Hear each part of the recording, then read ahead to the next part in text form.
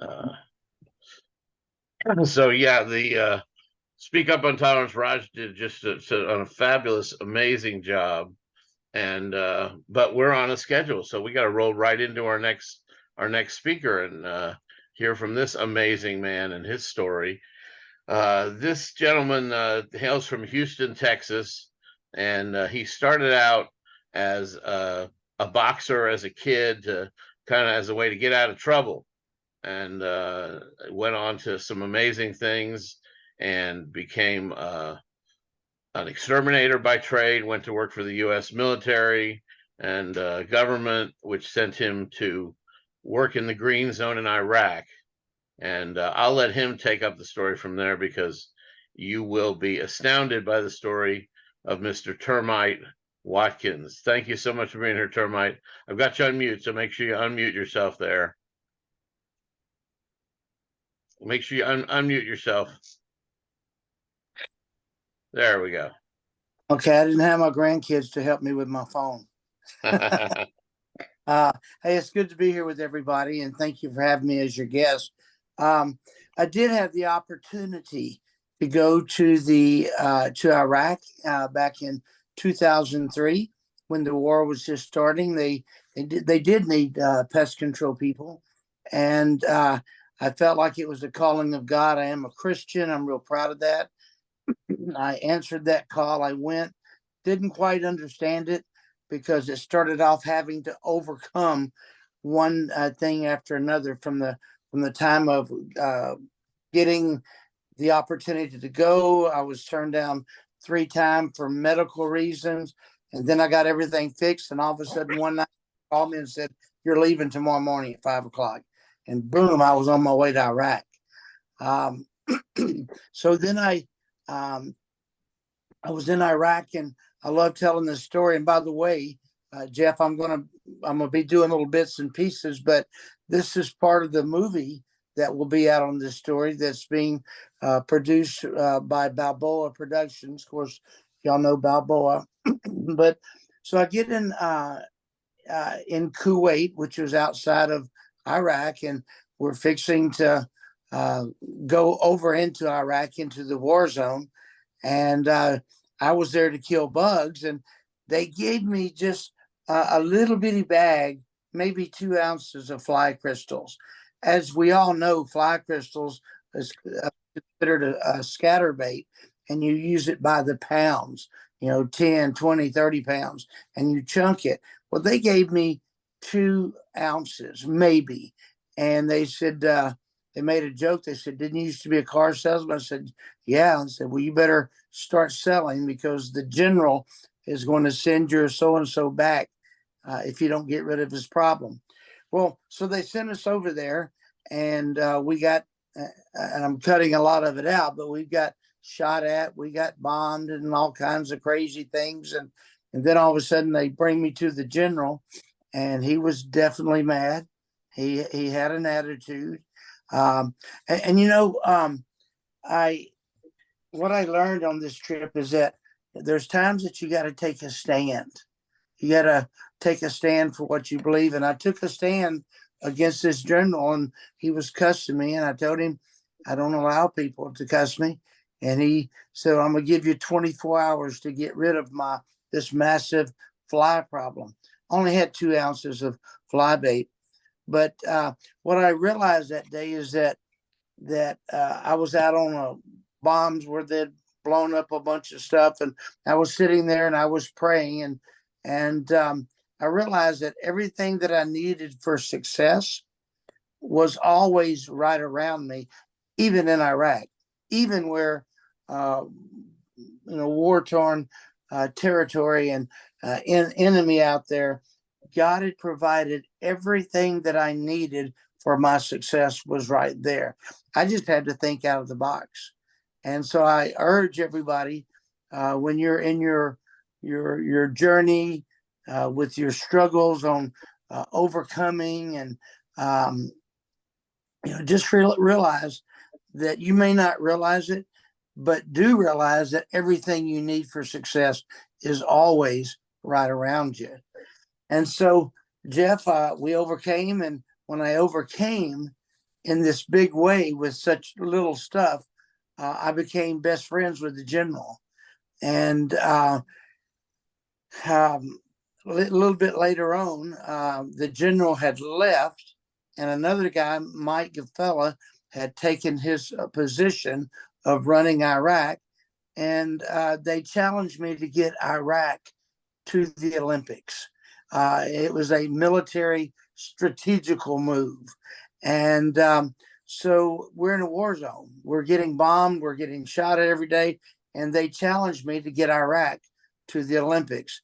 And they asked me what I thought the chances were. And my actual words were, you have a 1 in a million chance. But he had such a great way of looking at it. He slammed his head down. He says, great. All we need is the one. We don't need the million.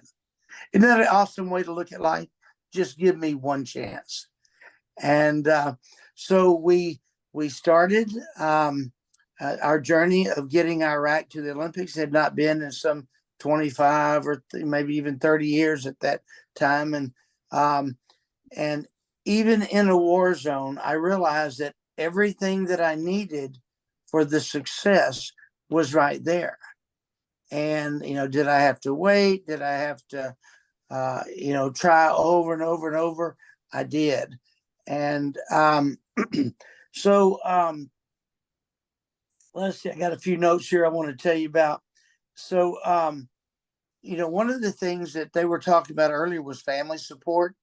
The family support did me wonders when I was in Iraq. Even though they were here in the States, we would talk by phone, and it was just really so important having that family support. We did get Iraq to the Olympics. I was turned down for 60 days straight from the International Olympic Committee. They kept not wanting to talk to me. I called 60 days straight. But on the 61st day, they said yes. They said no all the other time. Got to be persistent. Got to overcome. And they said if you can win some of the tournaments, then you can go to the Olympics. Well, we fought in 3 different tournaments and didn't win because the judges of the International Olympic Committee were actually very corrupt, and they were cheating us.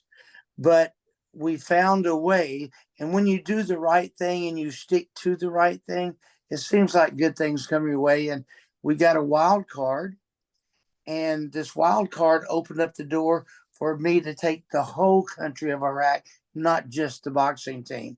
So now from this experience of overcoming, I got to tell you, we had to take the team to China, and China's great.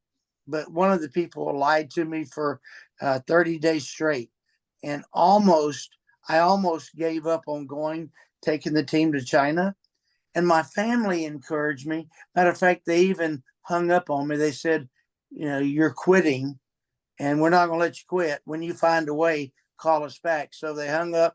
I called China. I got mad. Sometimes in life, it's okay to get mad. And I said a few choice words to him. And next thing you know, we got the invitation sent to us from China. And literally a day later, we were on an airplane to China. So if I would have quit trying, if my family would have let me quit, there would be no trip. If they would have let me quit, there would be no trip to China. So I know I've rambled a lot, and I'm going to kind of bring it in. I say we, it was a great team. I was blessed to be the leader of this team of getting Iraq to the Olympics, but there was military, and it was all the way up to President Bush was behind me. It's awesome. I've got letters from President Bush and stuff encouraging me to get them there and bragging on it. And so what I learned is that you can always find a way. Sometimes you got to think out of the box. Sometimes you get told no over and over and over, but you got to hang in there. And so that's a little bit about my trip. Jeff, do you have any questions?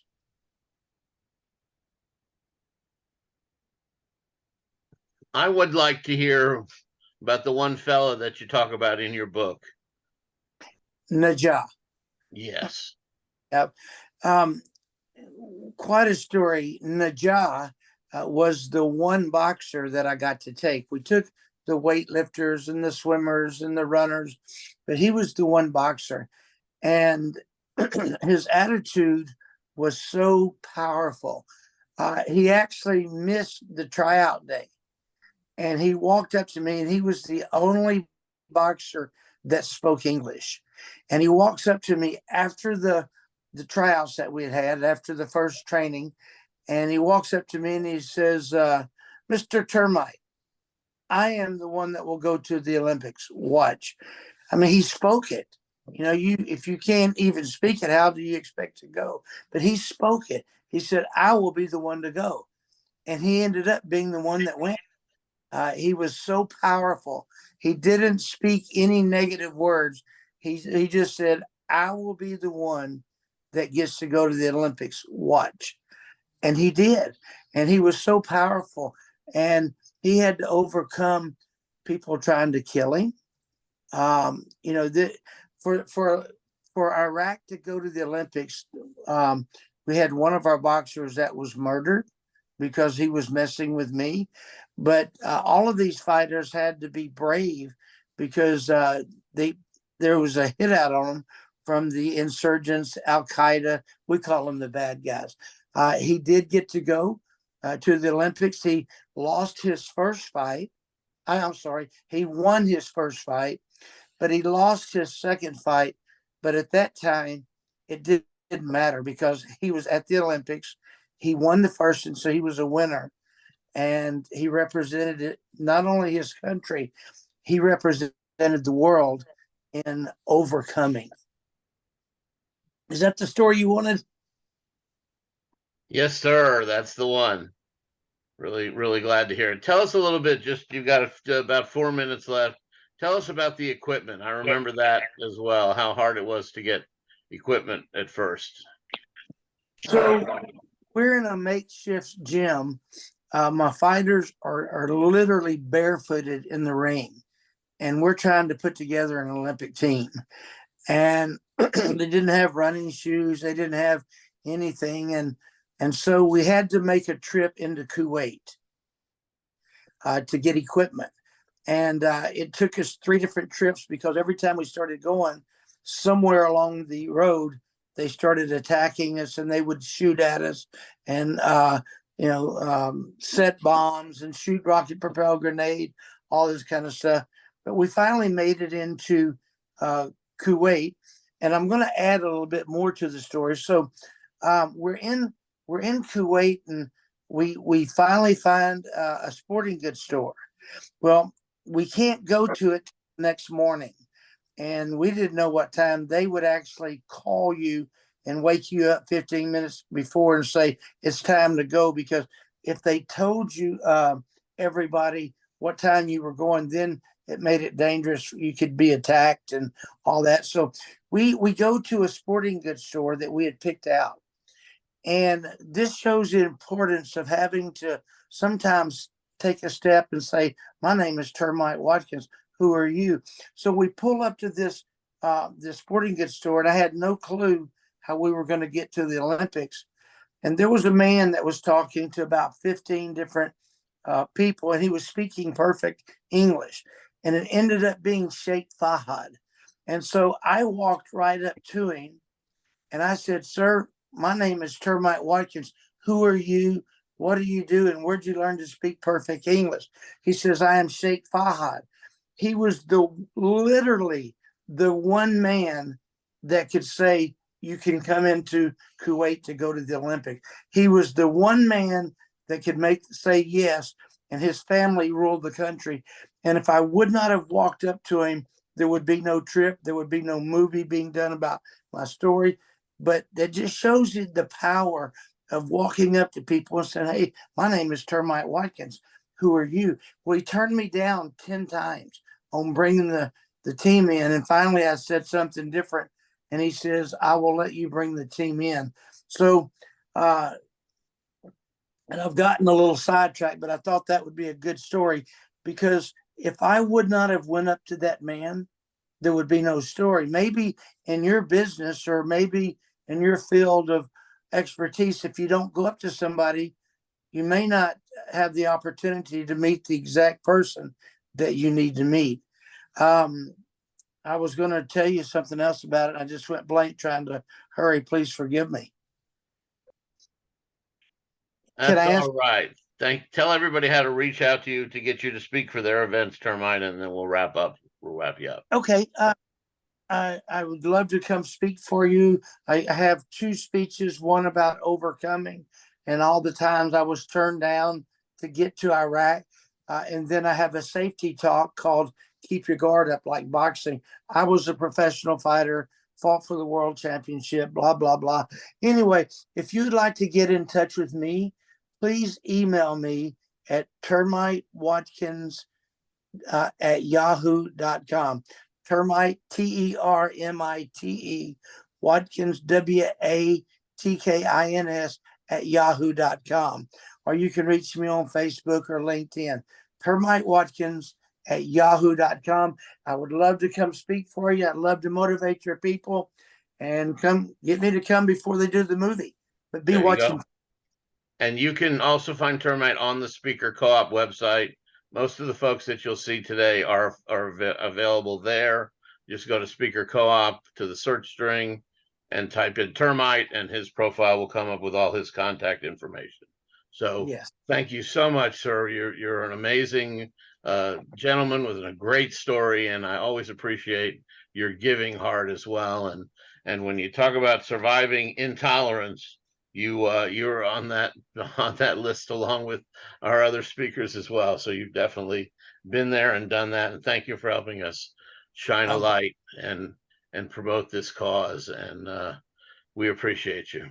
Well, I'm gonna tell everybody bye. I got to go get ready to go speak at a chemical plant. There you go. All right. Thank you, sir. See y'all later. So we're going to keep moving forward. Everybody is, I love how everybody's showing up and telling their great stories. Our next story is a gentleman that I've been fortunate enough to share the stage with a couple of times. And he is he's an entrepreneur. He's a young man also from the Houston area. We're not just in Texas. Raj was on the East Coast, and so we'll start being further out geographically as we go along today. But this gentleman is nothing but impressive, and I want you to hear his story next about overcoming intolerance and shining a light and bringing tolerance to the world. And his name is Sailor Cooper. Welcome, Sailor. You are on, my friend. Thank you so much for that introduction, Jeff Klein, Speaker Co-op. Before we begin, if you can please give me co-host ability so I can record to my computer, that'd be great. I can absolutely do that. And also tilt your camera just a little bit down. Oh, thank you. Thank you so much. There you go. And let me am I good? You're good. Let me hit the right button here to yeah, because I want to have a recording of my talk. So you bet. Okay. And where's the right button? There we go. Somewhere. Huh. All right. There's too many things happening on the screen. More. No. Where's make co-host? Let me go to participants. Sorry. Yeah. It'll let me do it there. There we go. I'm good. All right. Let me reintroduce you. Hold on. Okay, hang on.